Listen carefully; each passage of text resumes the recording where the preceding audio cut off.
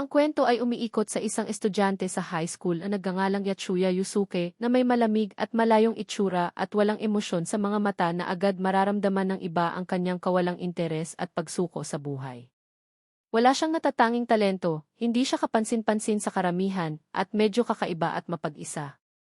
Araw-araw, regular na pumapasok si Yusuke sa paaralan at tahimik na umuuwi sa kanyang maliit na kwarto kung saan ginugugol niya ang halos lahat ng oras sa paglalaro ng mga video game. Ang tanging libangan na nakakatulong sa kanyang pakiramdam na makatakas mula sa pagkabagot ng totoong buhay. Sa kabila ng ganitong uri ng pamumuhay, nakaramdam si Yusuke ng damdamin para kay Shindoyu, ang bulaklak ng paaralan, isang babaeng perpekto sa itsura at husay sa pag-aaral, na nasa kabaligtaran ng kanyang estado sa lipunan. Sa isang pagkakataon habang nagsasagawa ng tungkulin sa paglilinis, hindi sinasadyang napatingin si Yusuke kay Shindo at naisip niya na para bang sila ay kabilang sa dalawang magkaibang mundo na walang pagkakatagpo. Gayunpaman, sa tila karaniwang sandaling iyon, may hindi inaasahang nangyari, biglang lumitaw ang mga imahe ng kakaibang mga bulaklak sa pisara ng silid-aralan. Unti-unting naglaho ang buong katawan ni Yusuke mula sa pamilyar na espasyo at dinala siya sa isang kakaibang lugar, isang imahinatibong mundo na puno ng higanting mga nilalang at maraming kakaibang hitsura ng mga halimaw. Bagaman ang kanilang laki at presensya ay maaaring magtakot sa sinuman, kakaibang hindi sila agad umatake kay Yusuke. Bago pa man niya maintindihan ang nangyayari, nakilala niya si Shindo, ang babaeng lihim niyang hinahangaan, at isa pang kaklase na si Kusu. Lumalabas na silang dalawa ay nakaranas na ng mahiwagang mundong ito noon kaya tila kalmado sila na parabang ang paglalakbay sa pagitan ng mga dimensyon ay hindi na nakakagulat para sa kanila. Maya-maya pa, isang nilalang na may kakaibang anyo. Payat ang katawan at nakakatakot ang mukha, ang lumitaw at nagdulot ng takot kay Yusuke. Gayunpaman, lumalabas na ang nilalang na ito ang gabay ng grupo ng mga estudyante, nagsisilbing game master sa misyong mundo kung saan sila ay nahatak. Siya ang nagbibigay ng mga tagubilin kina Yusuke at sa dalawa niyang kaibigan kung paano mabubuhay sa lugar na ito. Ang tatlo ay binigyan ng isang mahalagang misyon na ipinagkatiwala ng pinuno ng nayon. Mayroon lamang silang 14 na araw upang tapusin ang itinalagang gawain. Sa bawat hamon na kanilang nalalagpasan, madadagdagan ng bagong kasama ang kanilang grupo. Maaaring mukhang mas madali ang paglalakbay dahil dito, ngunit sa katotohanan ay hindi ito ganoon kasimple. Habang dumarami ang kasapi, lalong tumataas ang antas ng kahirapan at mas maraming di inaasahang panganib ang dumarating. Sa kanyang unang labanan, mabigat ang naging kabayaran ni Yusuke dahil sa kakulangan sa karanasan at padalos-dalos na kilos. Gayunpaman, pinapayagan ng sistema ng laro ang muling pagkabuhay sa loob ng 30 segundo basta't may isa man lamang sa grupo ang mabuhay. Dahil dito, agad siyang nakabalik habang dala-dala ang pakiramdam ng kabiguan at malinaw na pagkaunawa na kailangan niyang magbago. Hindi siya maaaring patuloy na umasa sa iba kung nais niyang mabuhay. Gamit ang kanyang talino at mga reflex na natutunan mula sa mga video game, nagplano si Yusuke na maghagis ng alikabok upang takpan ang paningin ng halimaw at bigla ang sumugod. Isinakripisyo ang sarili upang bigyang daan sina Shindo at Hakozaki na umatake. Bagaman natalo agad silang tatlo pagkatapos nito, hanggat may isa sa kanila na muling nabuhay bago ang takdang oras, patuloy nagagana ang siklo ng muling pagkabuhay. Dahil sa patakarang ito, sa wakas ay nagtagumpay ang grupo na talunin ang unang halimaw na kanilang hinarap. Pagkatapos ng bawat misyon, pinapayagan ng sistema na magtanong sila ng isang tanong upang malaman ang higit patungkol sa mundong ito. Sa mga naunang pagsubok, naging mausisa sina Shindo at Hakozaki kung sino ang nasa likod ng lahat ng ito. Ang sagot na kanilang natanggap ay isang nakakagulat na katotohanan. Ang mga kumukontrol sa laro ay lahat galing sa hinaharap, isang dimensyon na lampas sa pag-unawa ng kasalukuyang mundo. Ang tunay na layunin ng laro ay nananatiling hindi malinaw. Alam nilang sila ay maliliit na piyesa lamang sa isang mas malaking laro ng ajedrez. Matapos unti-unting maunawaan ang likas na katangian ng kakaibang mundong ito, nagpa siyang magsanay si Yusuke ng kanyang mga kasanayan sa pakikipaglaban sa sarili imbes na umasa pa sa kanyang mga kasama.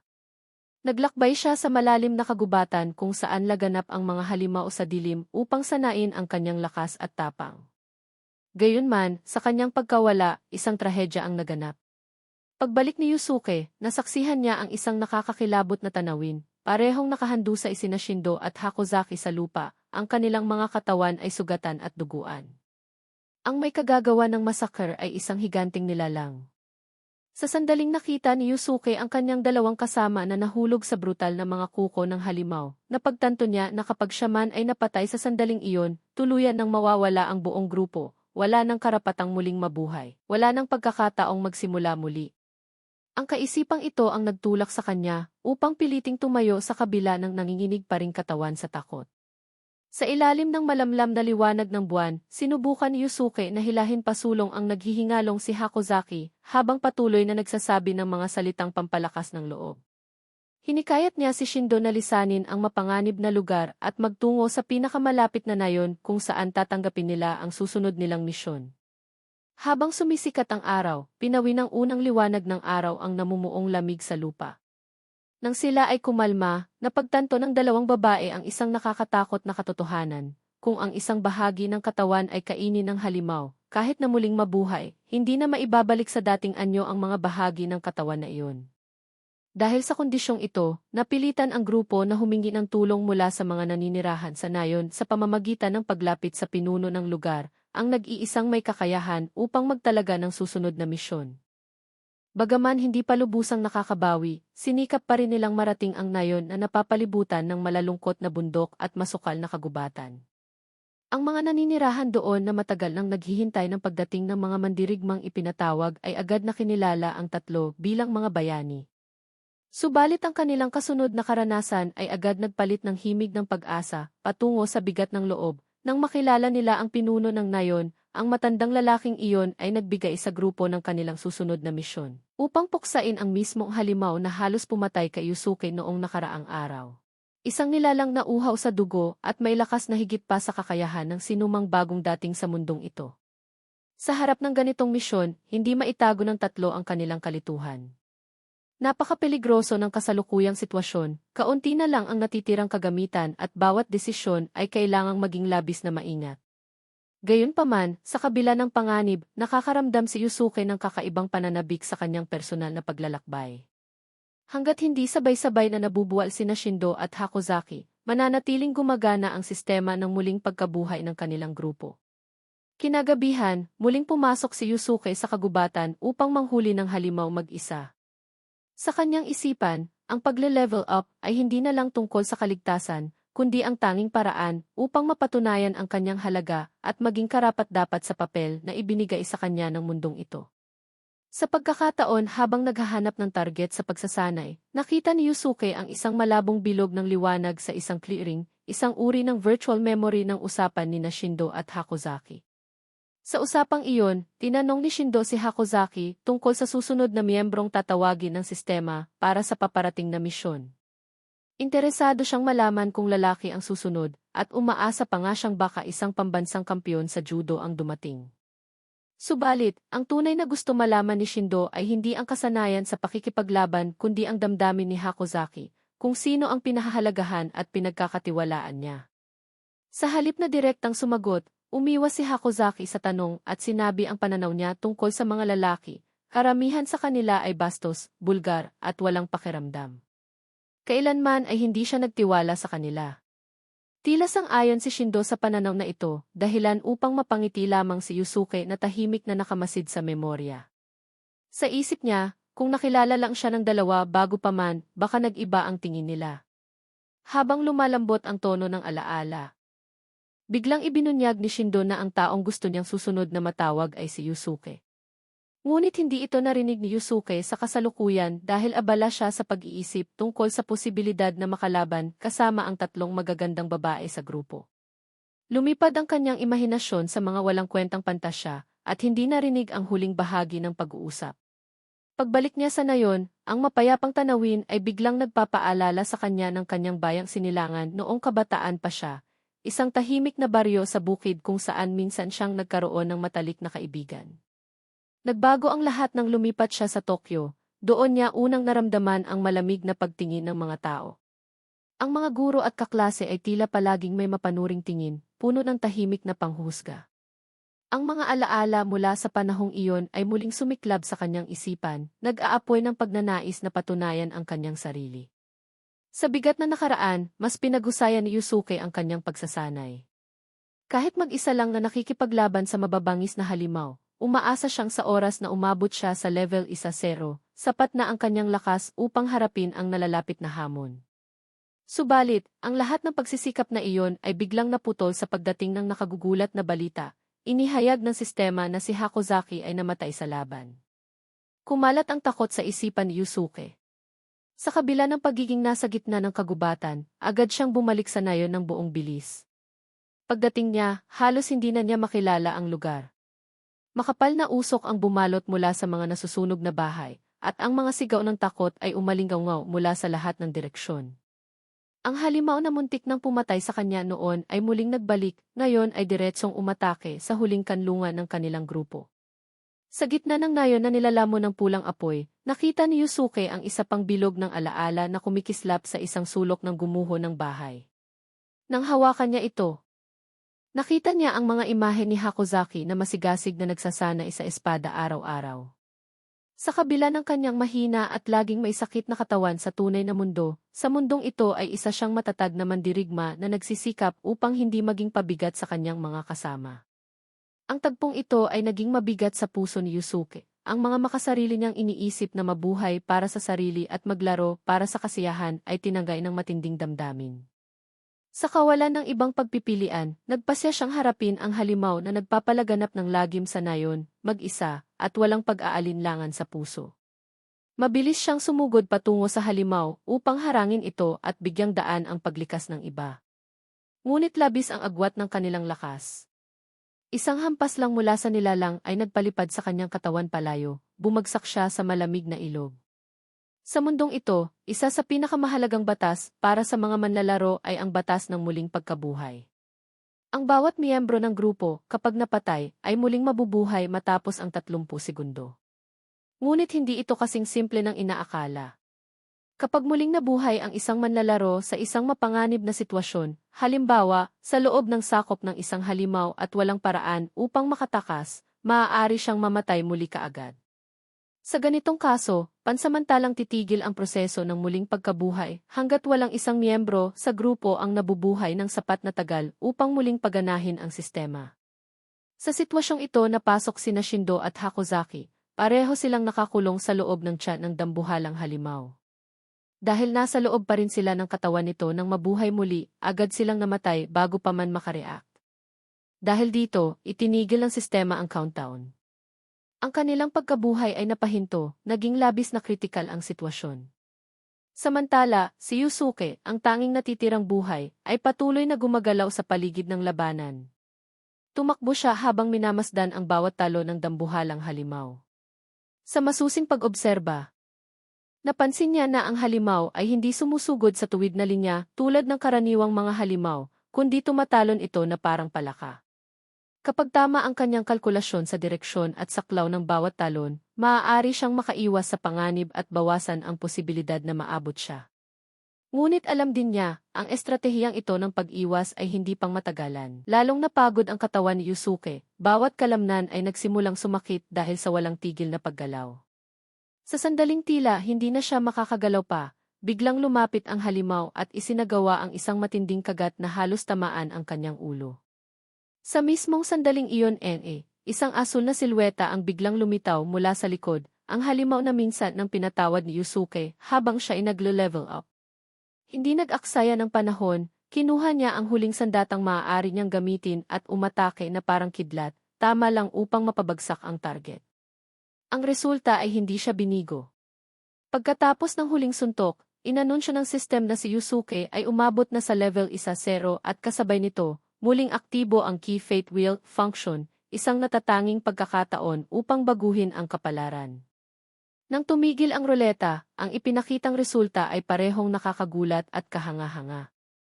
Ang susunod na klase na kanyang nakuha ay Chef. Bagaman tila hindi kasing tapang ng Key Warrior o Mage, ang natatanging kakayahan ng Chef class ay lubhang kapakipakinabang sa kasalukuyang sitwasyon. Binibigyan nito si Yusuke ng kakayahang makita ang mga panloob na bahagi ng katawan ng mga halimaw, isang malaking bentahe sa paghahanap ng paraan upang mailigtas ang kanyang mga kasama.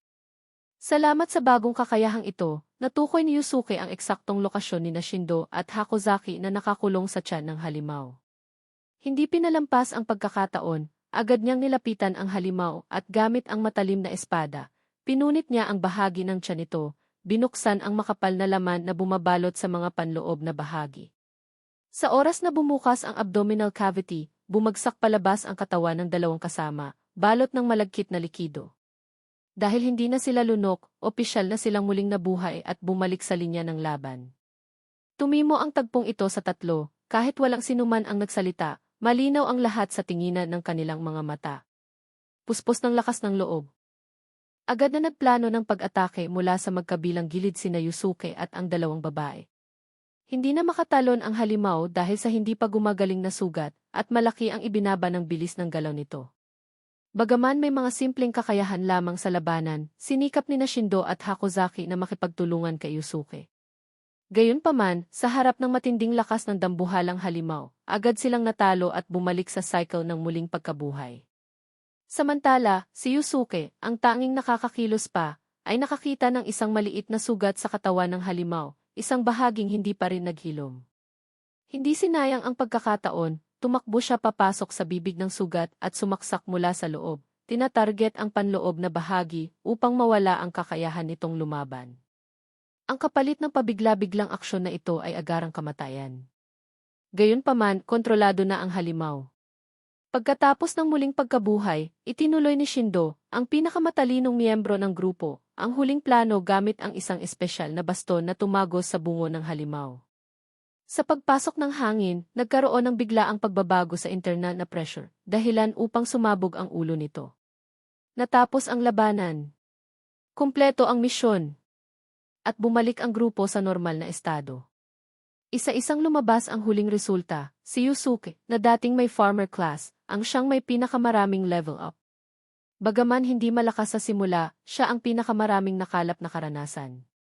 Sa kabaligtaran, si Shindo, ang nag-iisang mage, ay halos walang naging kontribusyon at kakaunti lang ang kanyang pagtaas ng antas.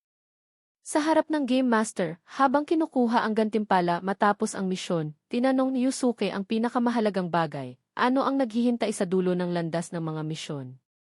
Ang sagot ay hindi malinaw, ngunit isang segment ng memorya sa hinaharap ang lumitaw, isang lungsod na lubos na winasak, mga tao na sinakop ng mga halimaw mula sa itaas, wala nang natitirang pag-asa. Tumimo ang imahe sa isipan ng bawat isa. Nagdulot ng matinding pag-aalala. Pagkatapos ng sunod-sunod na imahe, ibinalik ang grupo sa tunay na mundo.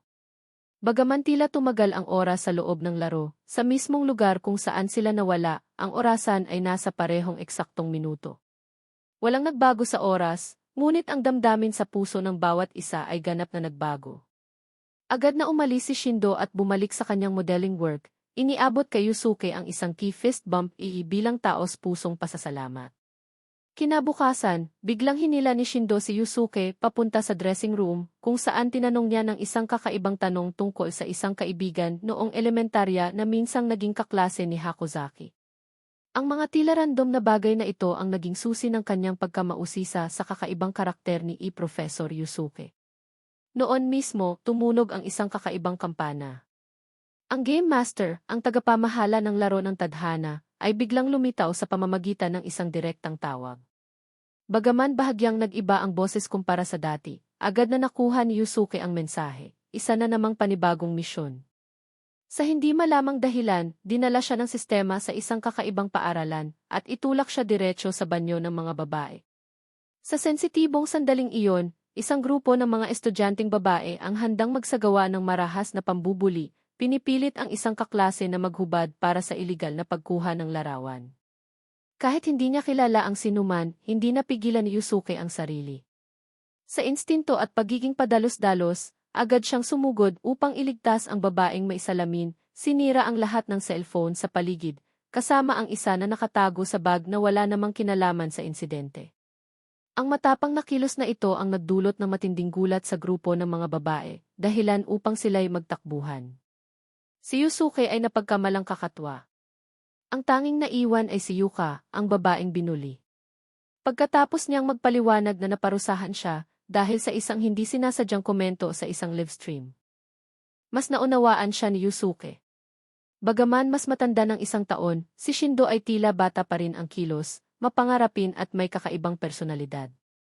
Akala niya si Yusuke ay nagpapakuol lamang, kahit na ang kanyang mga kilos ay tila likas na probinsyano.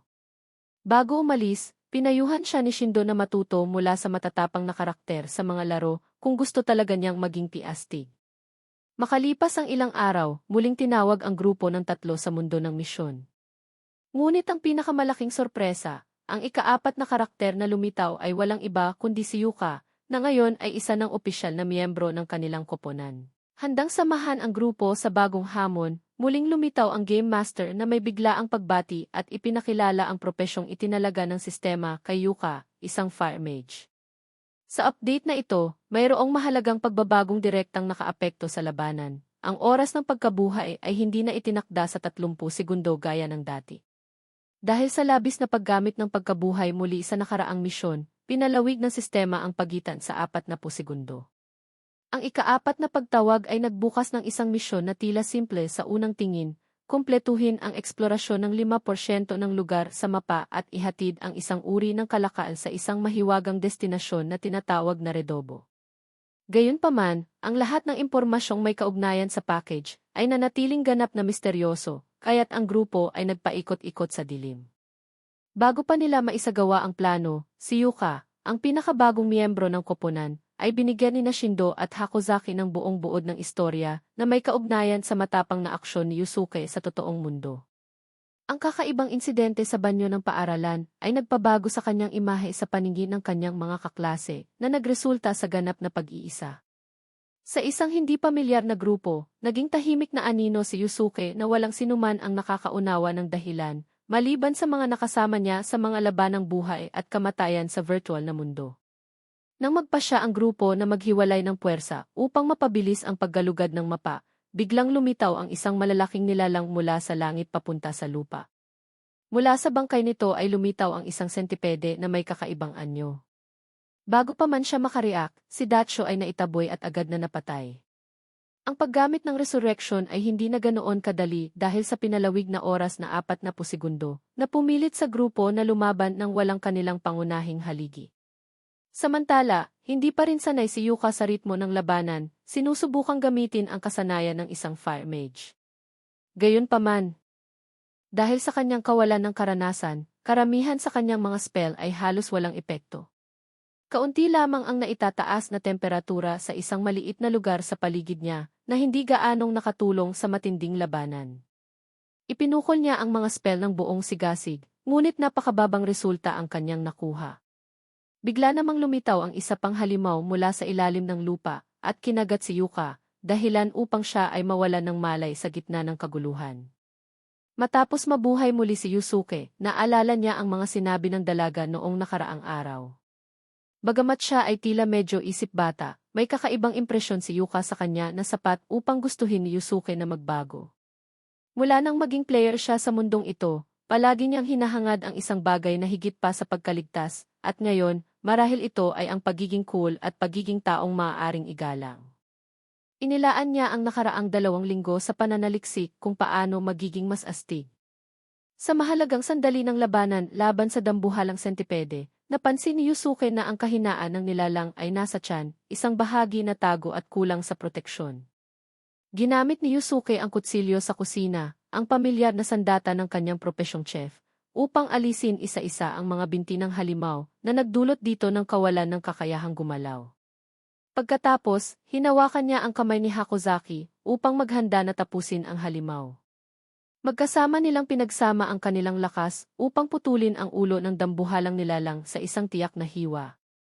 Natapos ang misyon ng paglipol sa sentipede, isang maayos na pagtatapos sa isang labanang tila walang takas. Matapos tumahimik ang paligid, unti-unting ibinunyag ang kwento ni Shindo, ang ikatlong manlalaro, sa pamamagitan ng mga flashback. Bilang bata, siya ay matigas ang ulo, laging lumilikha ng gulo at hindi marunong sumuko. Ang ugaling ito ay malaking bahagi ng impluwensya ng kanyang 2 nakatatandang kapatid, na madalas siyang pinipilit at hinahamon ng kanyang mga kuya, kaya siya naging suwel. Sa panahon ng kanyang pag-aaral, madalas saktan ni Shindo ang sarili at laging nasasangkot sa away sa mga kaklase, dahilan para siya'y unti-unting mawalay at mapilitang kumain ng mag-isa sa pasilyo. Nagpatuloy ang ganitong kalagayan hanggang sa minsang makilala niya ang isang nakatatandang ate, ang kaisa-isang taong handang makinig at magbahagi sa kanya, nagbibigay ng pakiramdam ng seguridad. Gayunman, patuloy pa rin ang mga pasakit ng buhay. Si Yuri, na may hindi ka nais-nais na itsura, ay naging tampulan ng pangungutya sa social media. Ang masasakit na salita na bumuhos sa kanya ay nagtulak sa matinding panghihina ng loob at sa huli ay piniling wakasan ang kanyang buhay. Ang dagok na ito ay tumama ng direkta kay Shindo, dahilan upang siya'y tahimik na mawala sa eskwelahan at tumalikod sa lahat ng tao sa paligid niya. Ang sakit ng pagkawala ng mahal sa buhay ay hindi lamang nagdulot ng pighati, kundi malinaw na nagbigay liwanag sa matinding pagnanais na nakatago sa kaibuturan ng kanyang isipan. Sa kaibuturan, naniwala siyang dapat siyang maging kamangha-mangha at sapat na malakas upang mapasulyapan at kilalanin ng lahat ang kanyang pag-iral.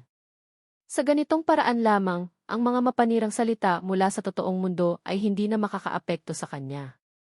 Para kay Shindo, ang mundong ito ang tanging pagkakataon upang muling isilang, kung saan hindi na niya kailangang yumuko sa anumang mapanghamak na sulyap. Kinaumagahan, nagpa siya ang grupo ng mga bayani na bumalik sa nayon na kanilang binisita, umaasang makakahanap ng transportasyon upang ipagpatuloy ang kanilang paglalakbay. Gayunman, nang sila ay makarating doon, napagtanto nilang ganap ng nagbago ang tanawin.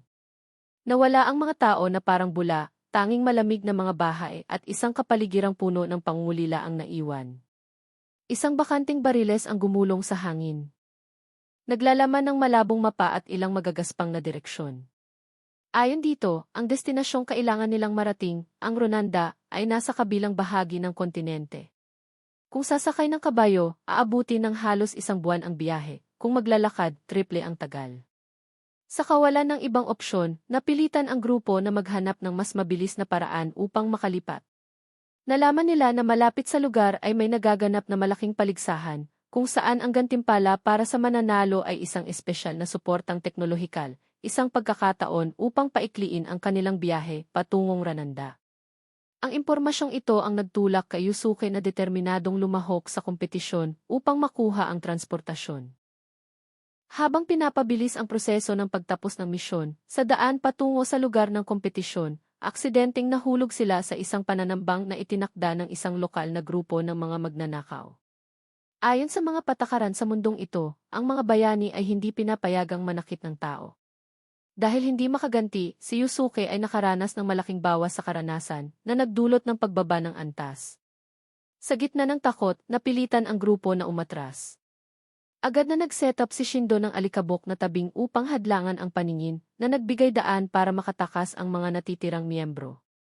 Dahil sa tapang niyang ito, siya ay nahuli ng mga magnanakaw. Bago ang oras ng kompetisyon, sinamantala ni Yusuke ang lahat ng oras upang mag-level up gamit ang isang kakaibang nilalang, isang maliit na goblin na karaniwang minamaliit. Dahil sa matyagang pagsasanay, naabot niya ang antas na kinakailangan upang makakuha ng bagong propesyon. Ang resulta ngayong pagkakataon ay lubhang ikinagulat ng lahat, natanggap ni Yusuke ang papel bilang isang creature mage, isang bihirang propesyon na may kapangyarihang manipulahin ang metabolic rate ng anumang nilalang. Bukod dito, apektado rin ang kakayahang manghikayat ng may-ari sa pakikipag-usap. Bagaman noong una ay hindi ito tila praktikal, mula nang mapasok niya ang virtual na mundo, wala pa siyang kakayahang tunay na namukod-tangi, kaya ngayong pagkakataon ay bahagyang napanatag ang loob ni Yusuke. Isang malaking kaganapan ang naghihintay at sa wakas ay hindi na siya pabigat.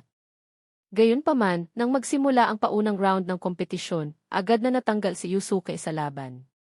Salamat sa kakayahan ng muling pagkabuhay, mabilis na nakarecover ang kanyang katawan at nagpatuloy siyang obserbahan ang mga sumunod na kaganapan ng may bagong pananaw. Ang kanyang tapang at asal ay nakakuha ng pansin ng isang babaeng kabalyero na si Havo, isang mahalagang miyembro ng lokal na puwersa militar. Napansin niyang hindi lang para sa gantimpala lumalaban ang binatang bayani, kaya iminungkahi niyang makipagkasunduan. Ibabahagi ni Yusuke ang lahat ng impormasyon tungkol sa taguan, plano ng operasyon, at lakas ng mga kalabang magnanakaw kapalit ng pagpapahiram ni Kava ng isang kabayo, ang kailangang gamit upang paikliin ang biyahe papuntang Rananda. Bukod sa pagbabahagi ng impormasyon, nagpasya rin ang babaeng kabalyero na bigyan si Yusuke ng batayang pagsasanay sa paggamit ng espada. Bagaman masyado pa siyang mahina kumpara sa karaniwang pamantayan, sa masinsinang pagsasanay sa maikling panahon. Unti-unting naramdaman ni Yusuke ang espiritu ng pagiging mandirigma na nabubuo sa loob niya at hindi nagtagal, inilunsad na ang plano upang lusubin ang kampo ng mga magnanakaw. Agad sinalakay ng puwersang militar ang target batay sa mga tagubiling ibinigay ni Yusuke. Sa kabila ng kanyang pagsasanay, hindi pa rin kayang talunin ni Yusuke ang maraming kalaban ng mag-isa. Ngunit iba ang sitwasyong ito dahil nasa legal na teritoryo ng depensa sila kung saan ang mga ortodoksong mandirigma ay hindi pinaparusahan sa karanasan kapag lumalaban. Dahil hindi makalaban sa napakalaking puwersa ng regular na hukbo, napilitan ang mga magnanakaw na tawagin ang isang nakakatakot na nilalang na tinatawag na Black Sucker. Isang dating tao na dahil sa pagkain ng mga espiritual na nilalang na may kapangyarihang mahirap tunawin ay tuluyang nawalan ng katinuan, naging isang halimaw na pumatay ng walang pinipili, kaibigan man o kaaway. Ang tunay nitong kalikasan ay gaya ng isang mandirigma, ngunit sa halip na mamuhay ng simple at tahimik, pinili na nilalang na ito ang magpakalunod sa digmaan sa purong karahasan, tinatamasa ang pagpapahirap sa iba. Bawat hampas ay isang pagsabog ng dugong galit sa lahat ng nasa paligid. Sa harap ng isang kalabang lampas sa normal na kakayahan sa pakikipaglaban, si Kavo, ang babaeng kabalyero na nagsanay kay Yusuke, ay unti-unting nawalan ng lakas sa kabila ng kanyang kahusayan. Napilitan siyang umatras habang ang matalim niyang espada ay napilitang umatras din, at nang mabali ang kanyang mahaba at matibay na espada, tanging ang kutsilyo sa kusina at si Yusuke ang sumugod upang suportahan ang mga kasama. Sa gitna ng kawalan at pagkataranta, biglang naalala ni Yusuke ang kanyang bagong kakayahan, ang natatanging kapangyarihan bilang isang creature mage. Matapos ang mabilis na pagsusuri, gumamit siya ng taktika upang iligaw ang kalaban at sinamantala ang pagkakataon nang hindi ito nakabantay upang sumugod at itarak ang isang fatal na saksak sa tiyan ng mabagsik na nilalang. Bagaman ilang segundo pa itong tumagal, sa huli ay pinabagsak ito sa isang mapagpasyang hiwa mula kay Kavo na sa wakas ay nabawi ang kanyang espada at winakasan ang madugong labanan. Matapos ang insidente, pinrotektahan ni Kavo ang grupo ni Yusuke. Bilang tugon sa kanilang katapangan, pumayag siyang samahan ang buong pangkat papuntang Rananda. Kapalit nito, hiningi ng babaeng kabalyero na isama rin ang ilan sa kanyang matatalik na kasamahan upang matiyak ang kaligtasan sa buong mahaba at mapanganib na paglalakbay. Sa parehong panahon ng paglalakbay, siya mismo ang magbibigay ng karagdagang pagsasanay sa espada para sa bawat miyembro upang mapalakas sila para sa mga di inaasahang panganib sa hinaharap. Mula pagkabata, si Kusu ay namuhay na may mahina at malubhang karamdaman kaya ang pinakadakilan niyang hangarin ay hindi kayamanan o kapangyarihan kundi ang maging isang bihasang parmasyutiko. Nais niyang makabuo ng mga espesyal na gamot upang gamutin hindi lamang ang sarili, kundi pati na rin ang kanyang ina na siyang sumuporta sa kanya sa mga taon ng kahirapan. Bagaman hindi marangya ang buhay, ang diwa ng pagtulong at malasakit sa kapwa ay hindi kailanman nawala sa puso ni Kusu. Kaya palagi siyang umaasa na balang araw ay makakapagbigay siya ng kaginhawaan sa mga nagdurusa. Subalit nang mahila siya sa malupit na mundong ito ng laro, kung saan ang malakas ay pwedeng pumatay ng mahina sa isang iglap, hindi na iwasang malula si Kusu habang nasasaksihan ang hukbo na pinuksa ang mga magnanakaw. Sa ilang dugong hampas lamang ng espada, ang marupok na puso sa loob niya ay tila kumunot sa takot. Bagaman sa kaibuturan ng kanyang puso ay labis na nais ni Kusu na protektahan ang kanyang mga kaibigan at ang mga inosenteng tao sa mundong ito na tila pantasya, hindi pa rin niya lubusang maalis ang kanyang pag-aalinlangan. Hinahadlangan ng takot sa kamatayan tuwing kailangang harapin ang tunay na labanan. Samantala si Yusuke, na dumaan na sa iba't ibang propesyon simula nang magsimula ang laro, ay kasalukuyang may natatanging kakayahan, mula sa pagluluto, pagpapagaling, hanggang sa kakayahan bilang isang creature mage. Salamat sa abilidad niyang kontrolin ang bilis ng metabolismo, nagagamit niya ito upang pabilisin ang proseso ng paggaling ng mga sugat na nagpapagaling ng mabilis. Maaari pa nga siyang makapagligtas ng taong nasa bingit ng kamatayan kung magagamit agad ang kasanayan. Sa mapanghamong paglalakbay, unti-unting kinailangan ng bawat isa sa grupo na harapin ang hindi mabilang na pinsalang pisikal at mental, at sa ganitong mga pagkakataon, napatunayang napakahalaga ng mga support skills ni Yusuke. Ang sinumang nasugatan ay lumalapit sa kanya upang ibuhos ang kanilang pag-asang mabuhay. Samantalang si Kuso ay tahimik na nanonood, natututo, at paulit-ulit na pinapaalalahanan ang sarili na bagaman siya ay mahina sa ngayon, hindi siya titigil, nais niyang tumayo at maging isang taong makakatulong sa iba, at hindi lamang laging umaasa sa mga mas malalakas. Sa kabilang dako, si Cavo, ang babaeng kabalyero na walang takot na lumaban kay Black Sucker, ay sinasanay ang mga miyembro ng grupo sa mataas na intensity ng pagsasanay sa espada. Pinipilit silang mag-ensayo hanggang sa mapagod sa isang liblib na lugar sa kagubatan kung saan nagkukumpol ang mga nilalang. Sa wakas ay naranasan ni Kuso ang unang sandali kung kailan tunay siyang naglakas loob na harapin ang sarili niyang takot sa tila isang random na pagkakataon. Naitaas niya ang espada sa mismong sandaling sumalakay ang isang deformadong halimaw mula sa puno, pinigilan ng talim ang atake, bago pa man dumapo ang mga kuko sa kanya. Sa oras na iyon, ang instinct para mabuhay, na sinabayan ng malalim na takot sa puso, ay nagtulak sa kanya na kumilos, at nakakagulat, hindi siya bumagsak. Samantala si Yusuke, na ginagampanan ang papel bilang isang mage, ay nagpapakita ng medyo kakaibang pagkahumaling sa mga buhay na nilalang. Tila ba may natatangi siyang kasiyahan sa pagmamasid sa mekanismo ng paggana ng mga katawan ng mga ito. Sa puntong madalas niyang sinusubukan ang kakayahan niyang kontrolin ang metabolismo sa pamamagitan ng pagpapahina at pagkatapos ay unti-unting pagwawakas sa mga ito. Madalas siyang biruin ng kanyang grupo na tila may kabaliwang laman ang hilig niyang iyon, ngunit para sa kanya, ang lahat ng kilos ay mailayuning makaligtas at makahanap ng pag-asang mabuhay sa isang mundong punang panganib. Habang naglalakbay sila papunta sa kalakalan, hindi inaasahang nakatagpo sila ng isang grupo ng mga sundalo na napapalibutan ng isang pangkat ng mga lobo na may agresibong estilo ng pangangaso. Ayon sa paunang impormasyon, kabilang sa mga naipit ay mga bata na nalalagay sa panganib ang buhay. Bagaman may takot pa rin si Kuso sa pakikipaglaban, nagpahayag siya ng kagustuhang lumapit at iligtas ang mga ito sa kanyang sarili. Si Professor Yusuke, na may malawak na karanasan sa laban, ay agad na humiwalay kasama si Kuso, na nagpasya na iwan muna ang grupo upang puntahan ang lugar ng pangyayari. Pareho nilang tinaya na ito marahil ay isang nakatagong misyon na may kaugnayan sa mga kalakal, na kailangang dalhin patungong Redobo, ang itinalagang destinasyon para sa hamong ito. Samantala, nagpatuloy naman ang natitirang mga miyembro upang tapusin ang pangunahing layunin. Kalakip ng pagpiling iyon, sina Yusuke at Kuso ay harapang-hinarap ang mga lobo na naakit ng aura ng may kapangyarihan. Dahil sa tensyon ng labanan, tumutok sa kanila ang buong grupo ng lobo.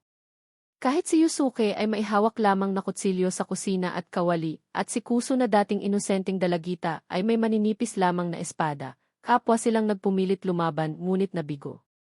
Masyado ang agwat ng lakas ng bawat panig, agad silang pinabagsak at napunta sa estado ng pagkabuhay muli. Sa pagkakataong ito, hindi na nila gustong umasa lamang sa iba, na naging dahilan para sa iba na tumindig at sila'y ipagtanggol. Pagkatapos mabuhay muli, pinili ni Kuso na harapin ng direkta ang takot na bumabalot sa kanyang puso. Ngayong pagkakataon, hindi na siya nagtago o nagkubli sa likod ng iba.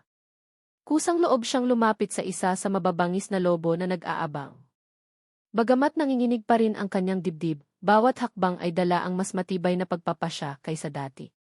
Hindi siya nag-atubiling bunutin ang espada mula sa kaluban nito, sa halip na gumamit ng lakas, ginamit niya ang kalmadong disposisyon upang linlangin ang halimaw.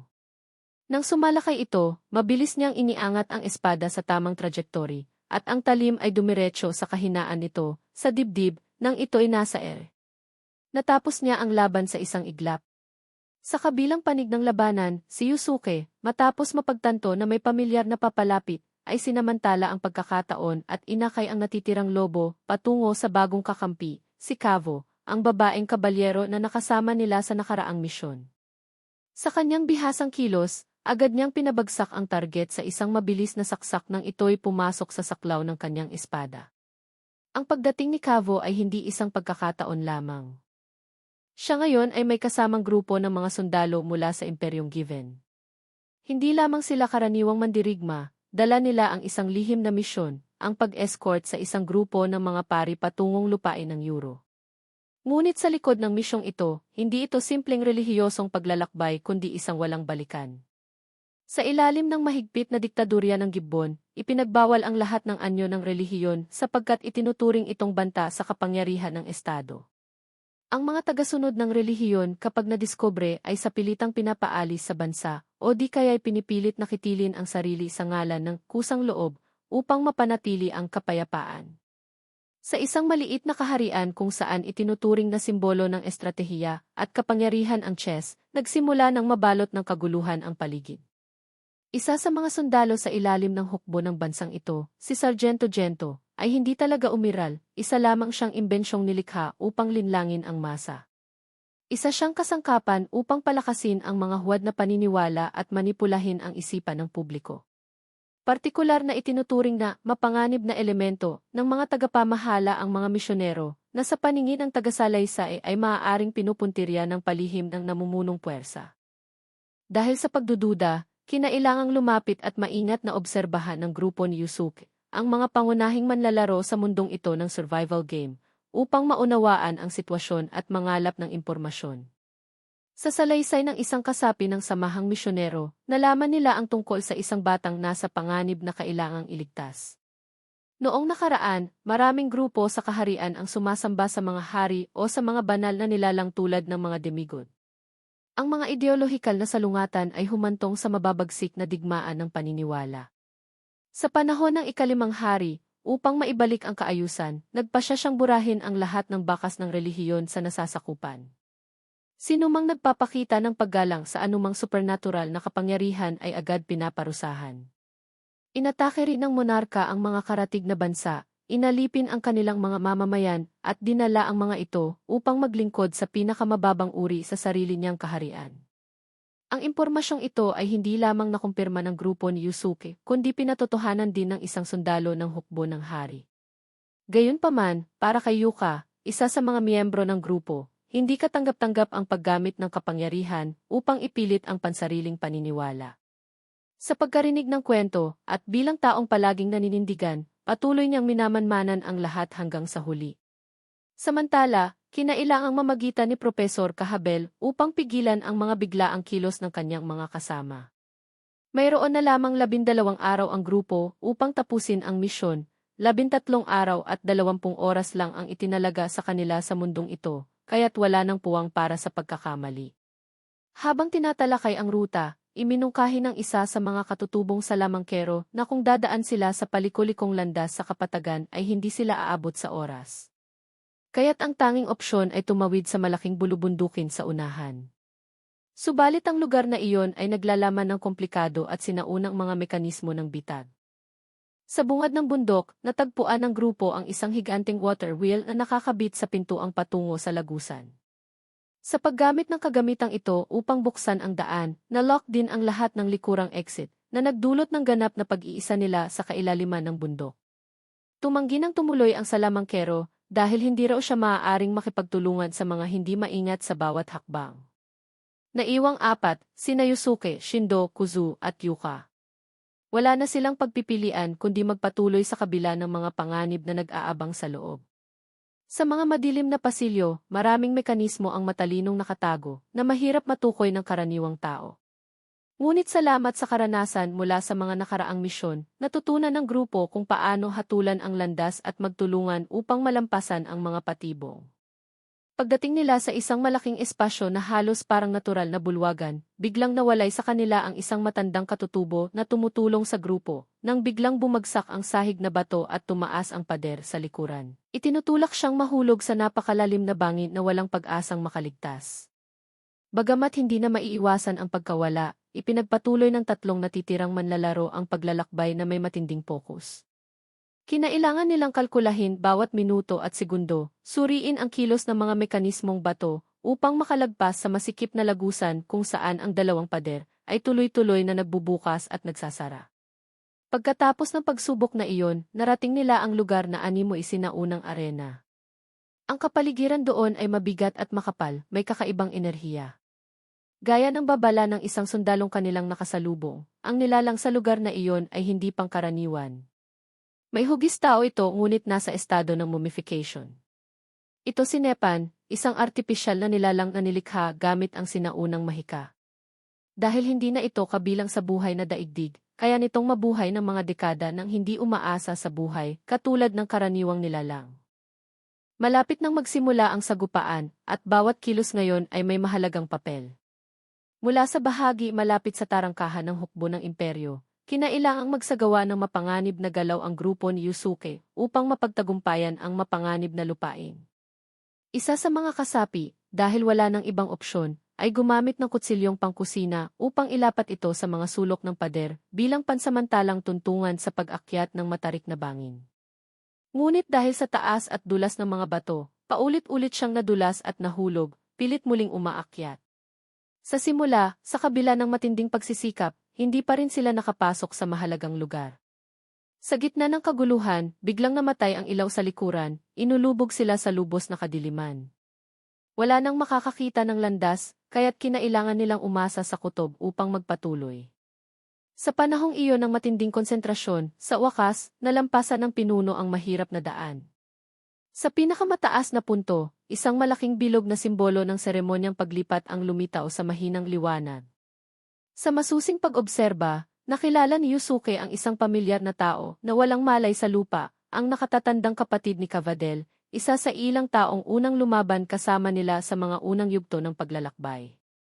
Maraming beses niya nang tinulungan at pitrotektahan ang grupo sa mga pinakamapanganib na laban. Ngunit sa pagkakataong ito, walang himalang dumating.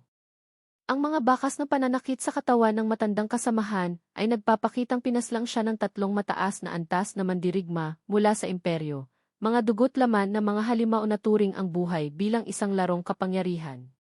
Dahil sa matinding pinsala, hindi na maipatupad ni Yusuke ang healing skill at wala ring oras para magpaalam. Sa bigat ng damdamin, pinigilan na lamang niya ang emosyon at nagpatuloy patungo sa kinaroroonan ng kanyang grupo. Sa isang liblib na larangan ng digmaan sa dulo ng landas. Si Shindo, ang babaeng dating may maamong anyo, ngunit matatag sa kalooban, ay nakatayo sa gitna ng mga guho. Di tulad ni Nepa na isang artipisyal na nilalang, sa pagkakataong ito, ang nasa harapan nila ay isa sa mga manlalaro na nabigo na noon. Sa kabila ng pagkatalo, dahil sa epekto ng hindi balanse ng estadistika dulot ng pagsasanib ng virtual na mundo at ng tunay na katawan, hindi isinuko ng dalagang iyon ang kanyang mga ideal pagkatapos. Sina Kavo at Shindo ay lumaban upang talunin ang halimaw na napani. Kailangan lamang nilang mapuksa ito upang makalabas ang buong grupo mula sa impyernong lugar na ito. Gayunman, sa isang hindi inaasahang sandali, si Kavo ay tinamaan sa tiyan ng halimaw. Dahil sa pag-atake, nawalan siya ng balanse at nahulog sa malalim na lawa sa ibaba. Patuloy siyang nilamon ng nagyielong tubig, ngunit pinilit pa rin ni Kavo na manatiling alerto upang hindi mawalan ng kontrol. Si Shindo, sa pagkataranta, ay pumikit at umatras, hindi napansin ang lupang tinatapakan at aksidenteng natapakan ang isang naghihingalong isda na agad na nasawi. Gayunpaman, sinuwerte siya nang biglang ma-activate ang kakaibang enerhiya mula sa game system. Di inaasahan ay nag-level up siya, dahilan upang mag-freeze ang buong timeline ng Mission World. Naalala ni Shindo na sinabi na ito ni Yusuke dati, nang maabot ang level 10, magbibigay ang sistem ng bagong profesyon sa karakter. Pagkatapos ay natanggap niya ang profesyon na duelist, kagaya ng kaibigan niyang si Hakozaki. At nang muling gumalaw ang oras, agad na iniikot ng Game Master ang susunod na hamon. Ang susunod na laban ay itinuturing na isang pakikipaglaban ng buhay at kamatayan laban sa isang dambuhalang mandirigma na may dalang higanting longsword. Ang patong ng balat sa katawan nito ay sintigas ng bato, kaya hindi tumatagos ang karaniwang atake. Nagpakawala siya ng direktang atake, tinuhog ang dibdib ng kalaban, ngunit dahil sa tigas ng balat ay hindi tumagos ang talim sa mga panloob na bahagi. Sa halip na mataranta, agad na binago ng dalaga ang posisyon ng kanyang atake. Ilang saglit lang, tinamaan siya ng espada ng kalaban at nawalan siya ng isang braso. Sa kabila nito, nanatili si Shindo sa kanyang diwa, itinaas ang kalasag upang salagin ang susunod na atake. Saka tumalon mula sa likod, hinawakan ang braso ng kalaban habang ito'y tumataas. At pagkatapos ay itinarak ang espada mula sa likod ng bungo, diretso sa puso ng kaaway, gamit ang eksaktong teknik na itinuro ni Kavo. Pagtuon sa mahina at sensitibong bahagi upang mapenetrate ang natural na depensa. Nang dumating si Yusuke, tapos na ang laban. Nang marinig niyang si Kavo, isang karakter sa Mission World, ay nasa panganib sa ilalim ng lawa, hindi siya nag-atubili ni isang segundo. Agad siyang tumakbo sa batuhan, hinubad ang nakakainis na balabal, at lumusong sa tubig upang iligtas siya. Sa ilalim ng nagyayelong tubig, sumisid siya ng malalim at iniahon ang walang malay na si Cavo sa pampanggamit ang huli niyang lakas. Bagamat unti-unting bumuti ang lagay ng katawan ng dalaga salamat sa espesyal na kakayahan sa game system, partikular sa accelerated metabolism effect, ay nanatiling napakahina ng kanyang pisikal na kondisyon. Upang masuportahan ang proseso ng paggaling, kailangang patuloy na gamitin ni Yusuke ang kakayahang sumipsip ng magical power mula sa mga halimaw sa paligid. Nakakatulong ito upang mapanatili ang kakayahan ng paghilom ng matagal, ngunit dahilan din upang siya mismo ay tuluyang mapagod. Sa bawat paghilom sa iba, unti-unti ring naubos ang kanyang sariling lakas. Ang pakiramdam ng pagkahilo ay lumaganap sa kanyang katawan, pinamanhid ang kanyang mga paa at kamay. Sa pagkakita kay Yusuke na nagsasakripisyo para sa kanya, pinarangalan siya ni Cavo ng isang halik sa lihim. Ngunit hindi inaasahan na saksihan ang tagpong ito ng tatlong iba pang dalaga, dahilan upang labis na mapahiya si Cavo. Sa sitwasyong iyon, nakiusap na lamang siya sa lahat na huwag ipaalam ito kay Yusuke. Lumipas ang gabi sa katahimikan, tanging ang ihip ng hangin sa pagitan ng mga punong pino ang maririnig. Habang nagmumuni-muni, sinimulan ni Yusuke na pag-ugnain ang mga naranasan niya sa mga nakaraang misyon. Bigla niyang napagtanto ang isang kakaibang bagay na matagal nang nariyan. Wala ni isa sa mga misyon na natanggap nila ang malinaw na nagbanggit ng tiyak na pangalan.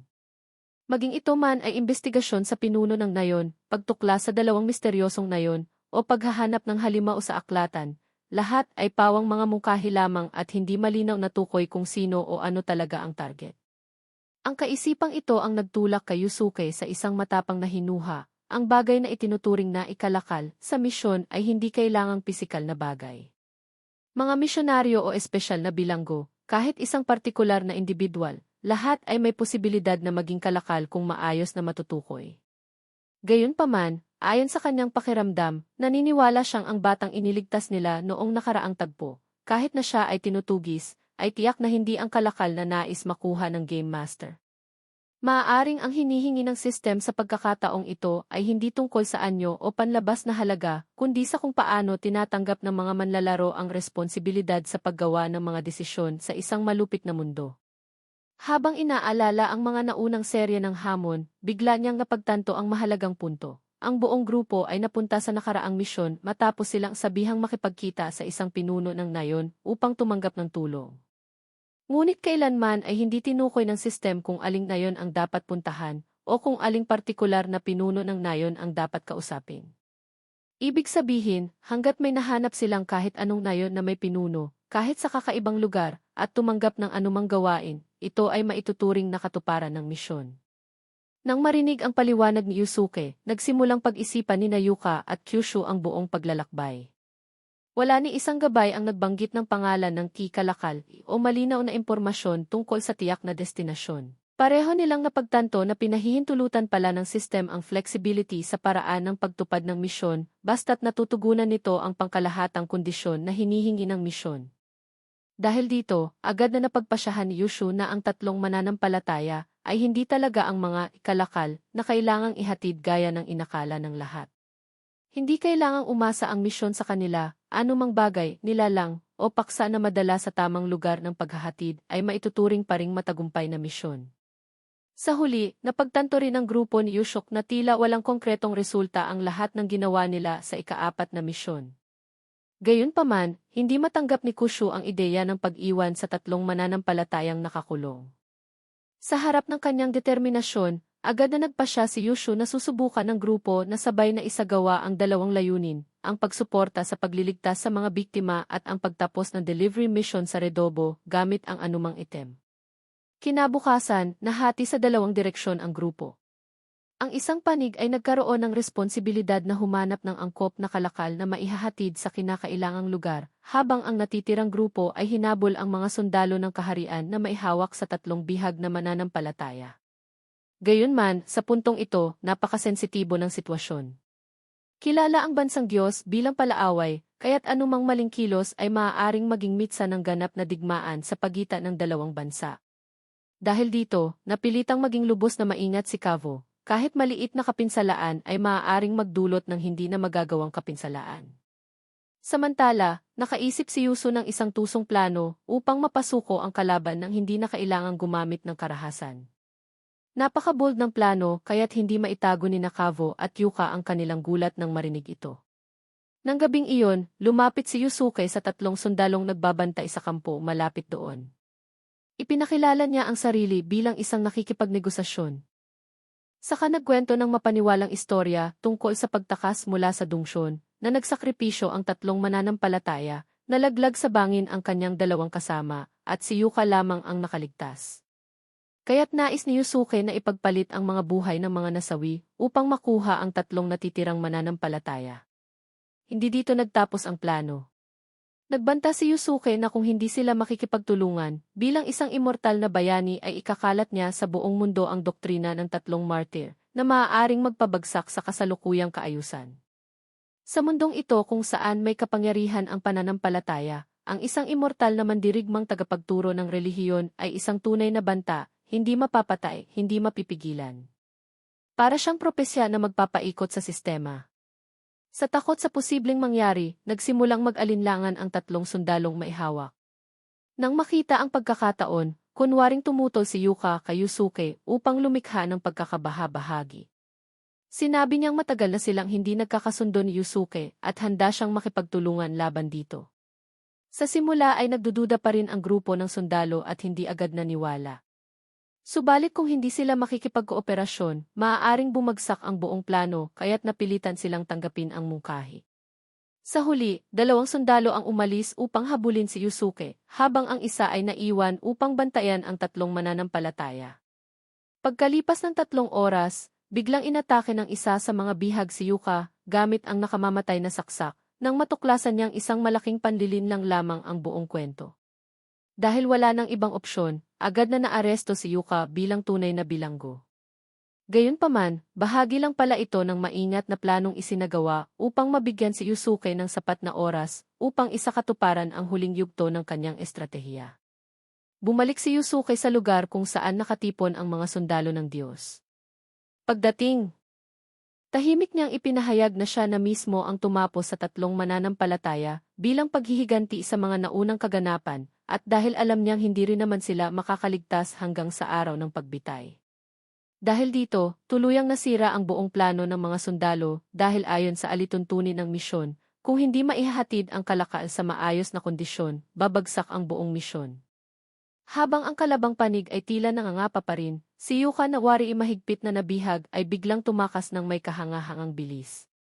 Agad siyang kumuha ng kabayo at ligtas na umatras. Lahat ng detalye ay bahagi ng maingat na kalkulasyon ni Yusuke. Sa pamamagitan ng paglikha ng maling akala na siya lamang ang kontrabida, hindi lamang niya nailigtas ang 3 mananampalataya, kundi inako rin ang buong sisi, na siyang pumigil sa posibleng pagputok ng digmaan sa pagitan ng 2 bansa. Sa panig ng mga sundalo, nang mapagtanto nilang lubos silang nalinlang at hindi nila natapos ang misyon, agad silang bumalik upang habulin sina Yushok at ang kanyang mga kasama. Sa kanilang puso ay sumibol ang panghihinayang na maihalong galit dahil sa nakaligtaang pagkakataon. Sa kabilang banda, si Yuka, ang kasama na may kakayahang kontrolin ang apoy, ay nakaramdam ng paghanga sa matapang at matalinong estratehiya ni Yusuke na halos nakakakilabot. Hindi niya maitago ang kilabot sa tuwing tumitingin sa mga mata nito, isang taong kayang mag-ensayo ng isang buong dula upang iligtas ang mga tao kahit kapalit ang sarili niyang kaligtasan. Samantala, sa ibang malayong lugar, sina Shindo at Kushu ay patuloy pa rin sa kanilang masalimuot na paglalakbay. 3 araw na ang lumipas ngunit hindi pa rin sila nakakahanap ng nayon upang tapusin ang natitirang bahagi ng misyon. Paubos na ang oras ng buong koponan, mahigit 4 na araw at ilang oras na lang ang natitira upang maisalba ang sitwasyon. Tungkol naman sa 3 mananampalataya. Matapos makatakas mula sa pagkakakulong ay patuloy silang nagpasalamat ng taos puso kina Yuka at Yusuke, ang 2 hindi natakot sa panganib upang mailigtas sila. Matapos ang lahat, muling binigyang diin ni Yuka kay Yusuke na kahit na isang simulated world lang ito, dapat pa ring iwasan hanggat maaari ang pagpatay. Gayunman, para kay Yusuke, tila hindi na ganoon kahalaga ang mga makataong damdamin.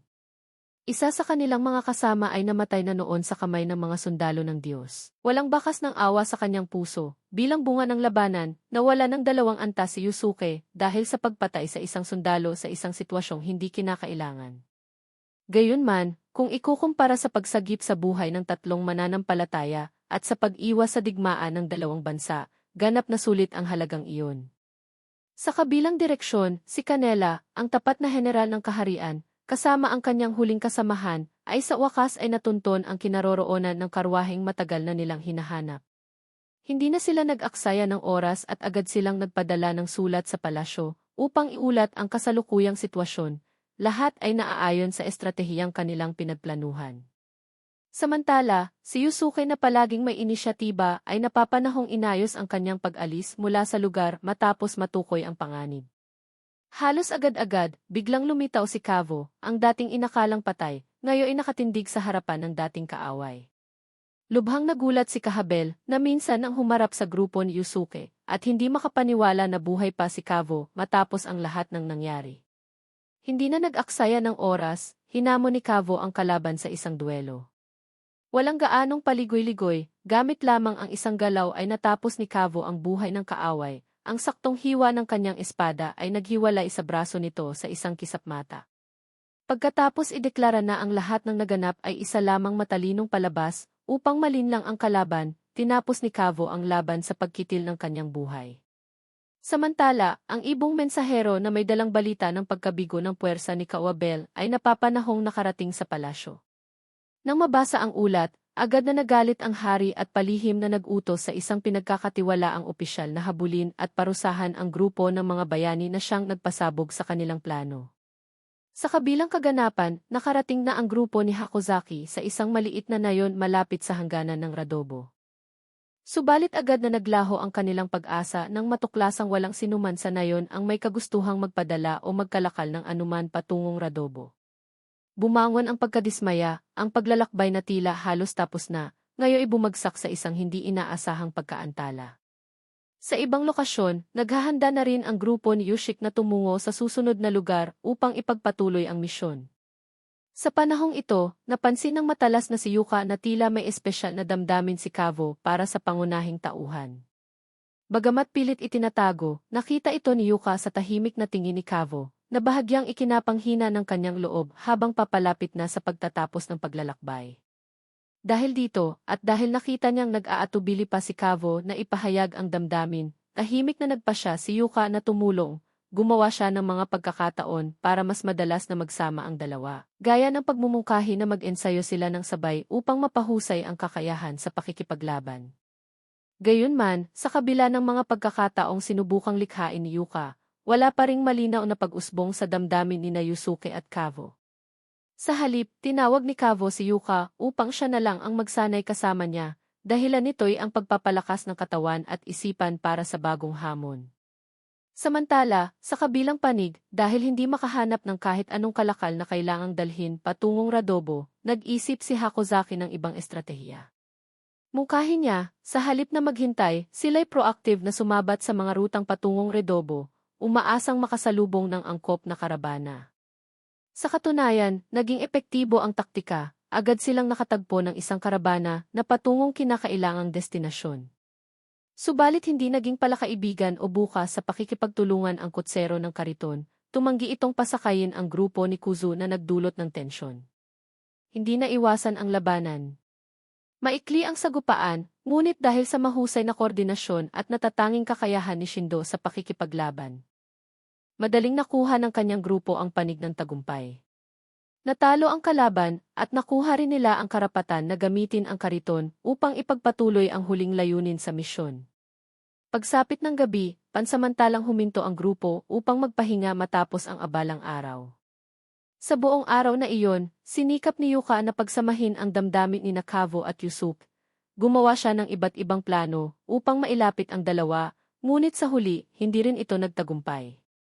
Bahagyang nadismaya at napagod, maagang nagpahinga si Yuka, nag-iiwan ng puwang para sa kung anuman ang maaaring mangyari sa dalawang taong lihim niyang inaasikaso.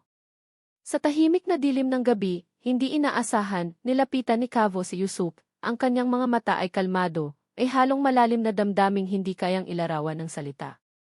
Napansin ni Yusuke ang pagbabagong ito sa kanyang kilos, iniisip na baka ito na ang sandali ng pag-amin. Sa kanyang pagkamangha, ang tanging sinabi ni Kavo ay isang taos pusong isalamat.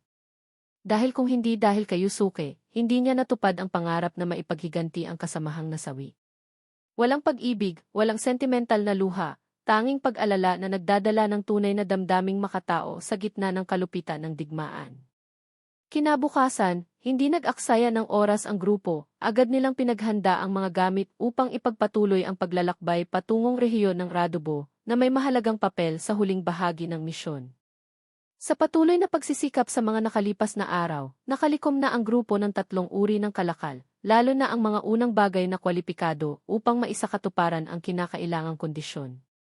Hindi lang simpleng paghahatid ng kalakal, kundi 3 pangunahing layunin ang tunay na sakop nito. Una, kailangang tiyakin ng grupo ng mga bayani ang ganap na kaligtasan ng 3 mananampalataya sa kanilang paglikas sapagkat mayroon silang mahahalagang papel sa relihiyosong organisasyon na nananatili pa rin sa mundong ito.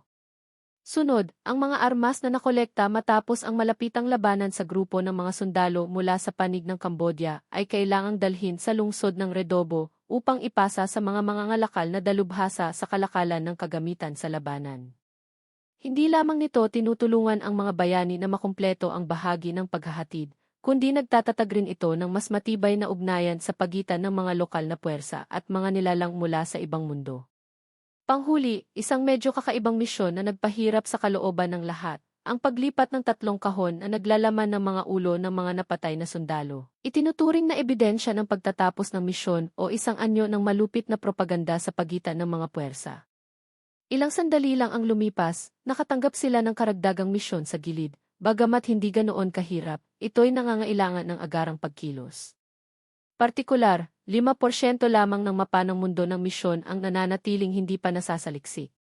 Nahati ang grupo upang mabilis na makumpleto ang natitirang bahagi bago matapos ang takdang oras ng hamon na ito.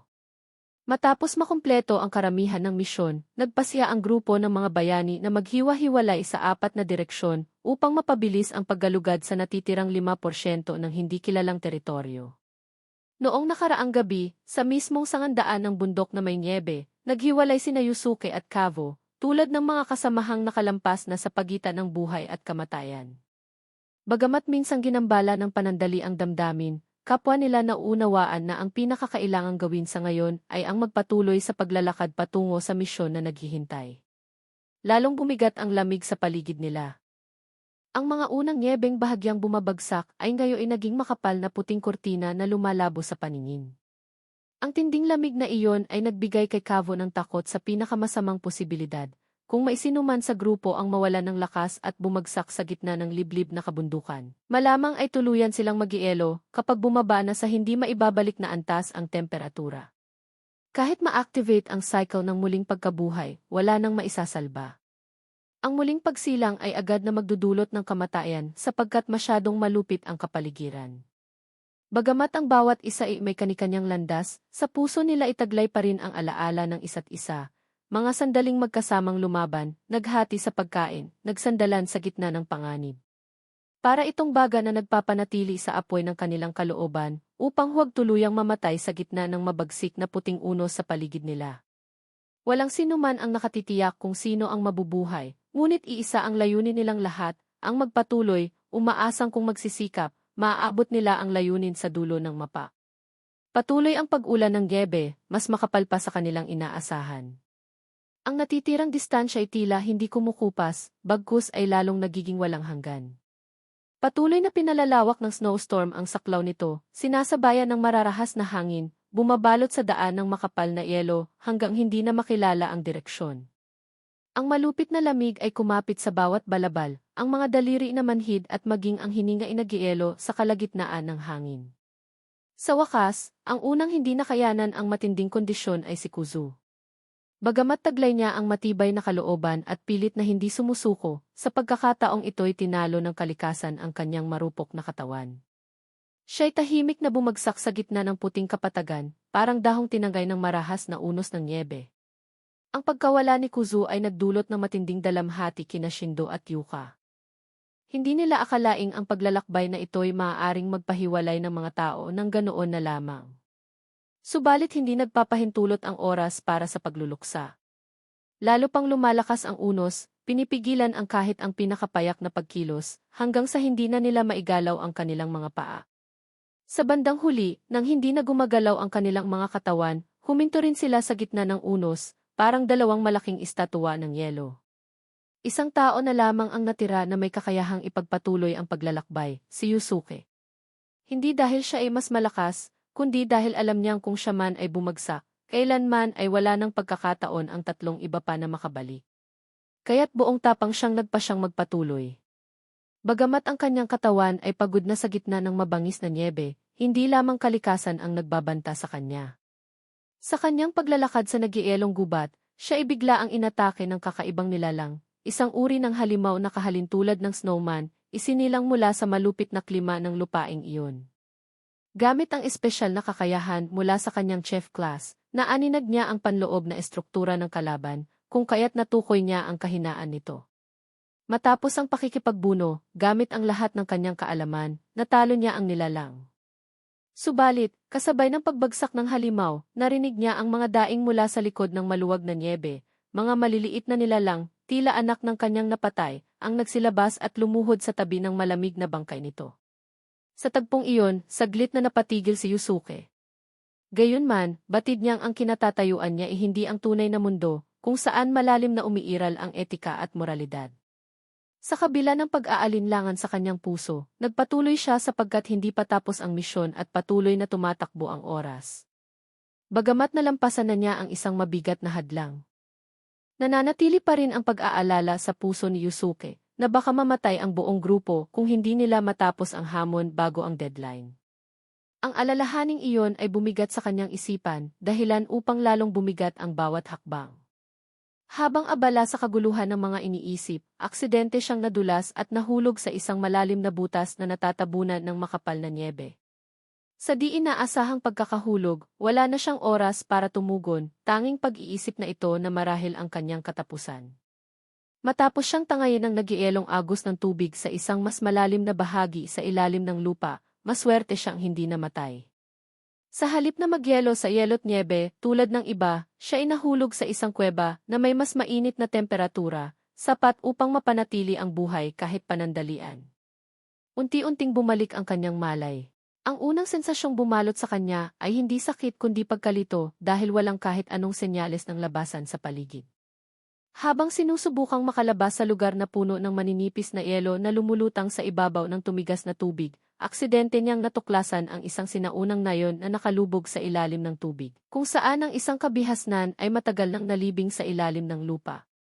Ang tanawing iyon ay nagdulot ng mahiwagang damdamin, pamilyar at estranghero, na para bang maisinaunang alaala ang muling nagising. Di nagtagal, napagtanto niyang hindi nakakayanin ng kanyang katawan ang init na pansamantala lamang. Ang pagkawala ng lakas sa kapaligirang kulang sa oxygen ay naging dahilan upang hindi na makalaban si Yuka.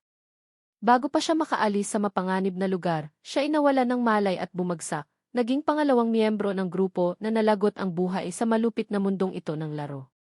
Sa parehong oras, si Yusuke ay nangangapa sa madilim na sistema ng mga kuweba, kung saan lahat ng direksyon ay patungo sa pagkakabalaho. Nang tila ba siya'y tuluyang makukulong sa labirinto ng lupa at bato, nakasalubong niya ang isang dambuhalang uod na dalubhasa sa paghukay ng daan upang makahanap ng bagong landas.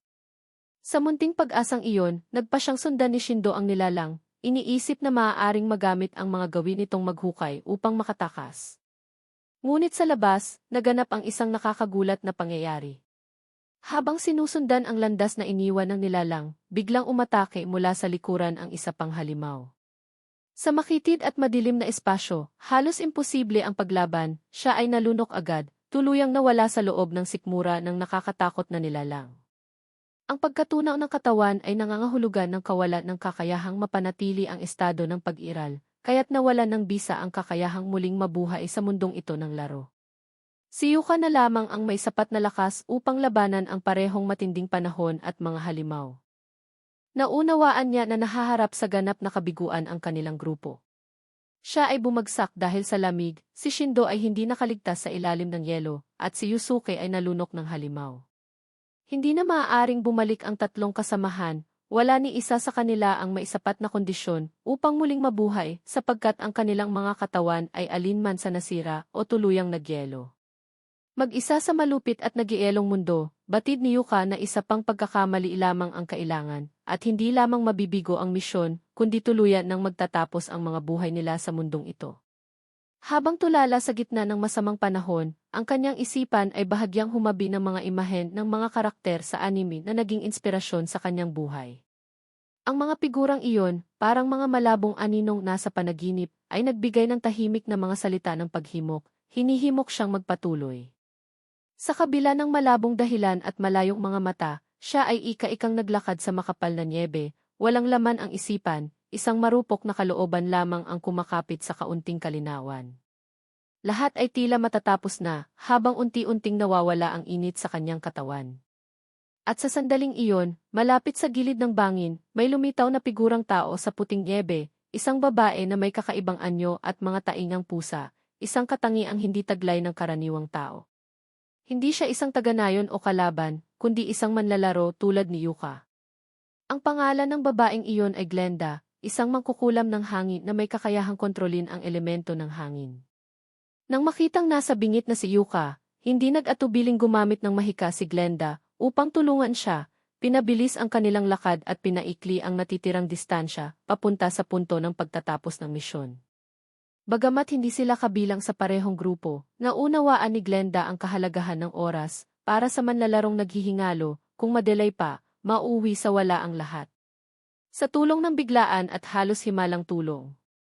Sa wakas ay narating ng grupo ni Yusuke, Atsuya, Kuzu, Shindo at Yuka ang finish line sa tamang oras. Walang makapaniwalang maaaring mabaliktad pa ang sitwasyon, lalo na't tatlo sa kanila ay halos tuluyan ng naglaho. Bagamat bagong buhay at katatapos lamang tumawid sa pagitan ng buhay at kamatayan sa gitna ng snowstorm, hindi hinayaan ni Yusuke na lamunin siya ng damdamin. Itinuon niya ang pansin sa Game Master, ang nilalang na nagmamasid sa buong proseso, ang lumikha ng mga kakaiba at walang saysay na mga misyon. Ang tanging tanong na nasa kanyang isipan sa mga sandaling ito ay hindi ukol sa gantimpala o sa susunod na bahagi ng laro, kundi ang tunay na katangian ng mundong kanilang kinasasadlakan. Nais niyang malaman kung ang lahat ay isang virtual reality game lamang o kung may mas malalim pang kahulugan. Ang sagot ng Game Master ay ikinagulat ng lahat. Taliwas sa kanilang inaakala, ang lugar na ito ay hindi simpleng virtual simulation na ginawa ng artificial intelligence.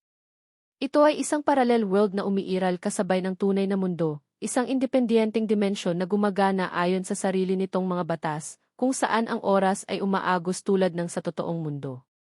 Ayon sa Game Master, sa bawat pagkakataong ang mga tao ay gumagawa ng magkakaibang desisyon, kahit ang pinakamaliit na pagpili ay isang bagong sanga ng realidad ang nabubuo. Ang realidad na iyon ay nagkakaroon ng paghahati, bumubuo ng hindi mabilang na parallel universes, at ang kinalalagyan nila ngayon ay isa sa mga ito. Ang katotohanan iyon ay parang isang matinding hampas sa isipan ni Yuka at Yusuke, lalo na kay Yusuke, na minsan nang nagsunog ng isang sundalo ng buhay sa isang naunang misyon upang lumikha ng peking crime scene at maisalba ang mga inosenteng bilanggo. Ang gawaing iyon, kung titingnan batay sa lohika ng laro, ay maituturing na makatwirang estratehiya. Ngunit nang marinig niyang siya pala ay isang tao sa isang tunay na mundo na walang kanlungan ng simulation. Ibig sabihin ay pumatay siya ng isang tunay na buhay. Kaagad matapos ang pagtatapos ng misyon, ang buong grupo ay agad na ibinalik sa totoong mundo, kung saan sila ay pawang mga estudyante pa rin sa mataas na paaralan na may maraming alalahanin sa pang-araw-araw. Nang pansamantalang tumahimik ang lahat, nagpadala si Yusuke ng mensahe kay Shindo upang iulat ang lahat ng kaganapang naganap sa misyong ito. Lahat ng nangyari sa parallel world ay sariwa pa rin sa kanyang isipan, lalo na ang sandaling kinailangan niyang sunugin ang isang buhay gamit ang kanyang sariling mga kamay. Alam niya na iyon lamang ang tanging paraan upang matapos ang misyon. Ngunit ang pagkaunawang ang taong kanyang pinaslang ay hindi basta virtual character, kundi isang nilalang na may tunay na laman at dugo, ay naglagay sa diwa ni Yusuke sa malubhang kaguluhan. Sa paningin ng lahat, sinusubukan niyang itago ang kanyang tunay na damdamin sa pamamagitan ng matagal na pananahimik. Walang sinuman sa grupo ang nakakaalam kung paano siya aliwin o hilahin palabas mula sa madilim na espasyong iyon. Ang paaralang dati nagpaparamdam kay Yusuke ng pagiging kakaiba, ay lalo pa ngayong naging malamig. Walang masuyong sulyap, walang salita ang umabot sa kanyang kalooban. Tila ba lahat ng nasa paligid ay naging hungkag na alingaungaw. Siya man ay nagsimulang magtanong kung sino ba talaga siya, at ano ang tunay niyang papel sa mundong iyon. Anong dahilan at siya ang napili, para lamang sa pilitang tapusin ang buhay ng iba. Habang lumulubog sa serye ng paulit-ulit na mga kaisipan, si Yusuke ay hindi inaasahang nakatanggap ng mensahe mula sa Game Master, ang nagbigay ng mga misyong may kinalaman sa buhay at kamatayan sa parallel world na iyon. Hindi ito utos o bagong impormasyon, kundi isang simpleng tanong na may buong bigat. Sabihin mo sa akin ang tunay mong naramdaman nang wakasan mo ang isang buhay. Isang linya lamang, ngunit pinanginig nito ang buong katawan ni Yusuke, para bang ang bawat selula niya ay sumikip. Kaagad pagkatapos nito, walang salitang tugon, dinelete niya ang mensahe at isinuksok ang telepono sa kanyang bulsa.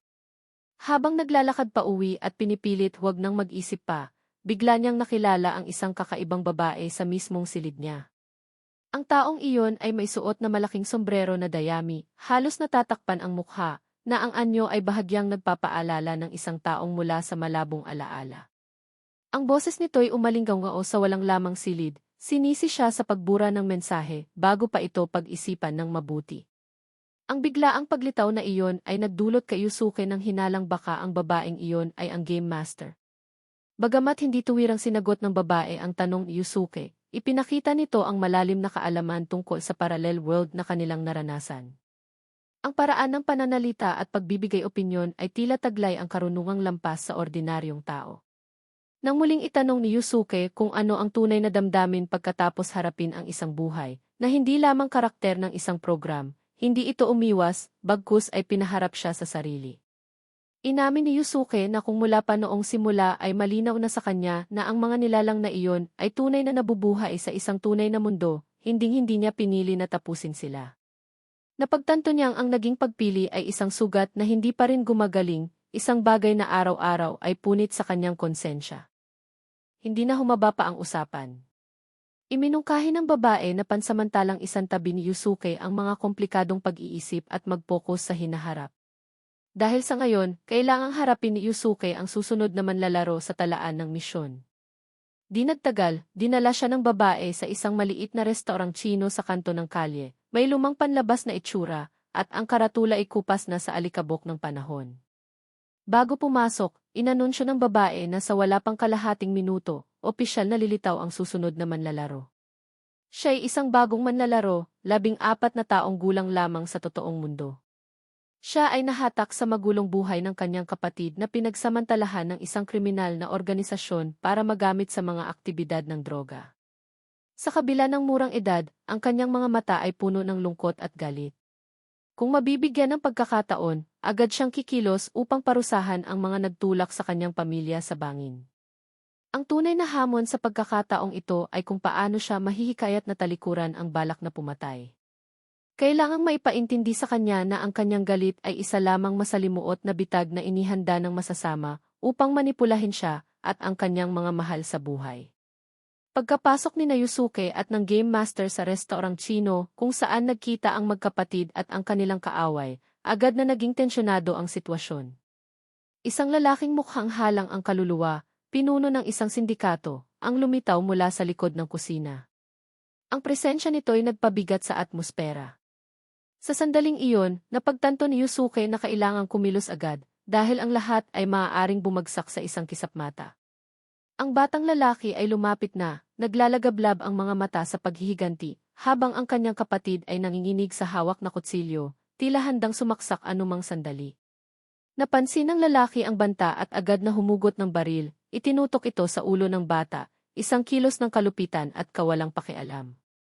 Sa harap ng ganoong sitwasyon, mabilis na sumugod si Yusuke upang pigilan ang magkapatid sa isang pagkilos na tuluyang sisira sa kanilang buhay. Sa puntong ito, isang bagay mula sa parallel world ang hindi inaasahang lumitaw, isang mahiwagang guwantes na nilikha mula sa espesyal na kapangyarihan ng mundo ng misyon.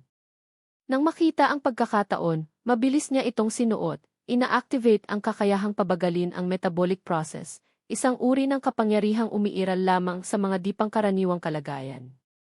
Sa oras na na-activate ang kapangyarihan, tila bumagal ang lahat ng galaw sa espasyo. Nagbigay daan kay Yusuke upang makapagbigay ng eksaktong sipa sa kamay ng kriminal, dahilan upang mahulog ang baril sa sahig. Agad na dumating ang mga pulis na tinawagan bago pa man, habang ang kaguluhan ay nanatili sa paligid. Inaresto ang pinuno at ang magkapatid ay iniligtas mula sa panganib sa ilalim ng proteksyon ni Yusuke. Pagkatapos ng lahat, naalala ni Yusuke ang tanong ng Game Master tungkol sa pakiramdam ng pagkitil ng buhay.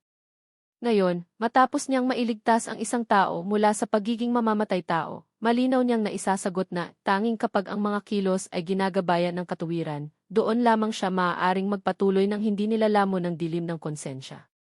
Mula sa sandaling iyon, si Yusuke ay hindi na isang walang saysay na kabataan sa gitna ng etikal na pagkalito. Nagsimulang mamuo sa kanyang puso ang isang paniniwala, kung may kakayahan pa rin siyang kumilos para sa tama, kahit bilang isang ordinaryong tao lamang, maaari pa rin siyang makalikha ng pagbabago. Ang araw na iyon ay tila isang mahalagang punto ng pagbabago para kay Yusuke. Isang pambihirang pagkakataon upang tapusin ang hindi natapos na misyon habang tinutulungan ang mga kasamahan sa Hero Group bago dumating ang mahirap na pagsubok sa susunod na linggo. Ang mga pangyayari ay sumunod-sunod ng mailayunin, gaya ng dating gabay ng Game Master, na nagpayo kay Yusuke na buksan ang puso upang makipag-ugnay kina Kusuo, Hakozaki, at iba pang kasapi.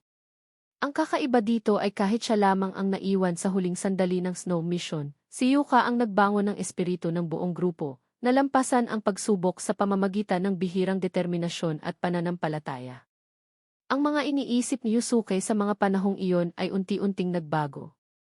Ang konsepto ng kahalagahan ng buhay ay hindi na lamang umiikot sa pagitan ng buhay at kamatayan.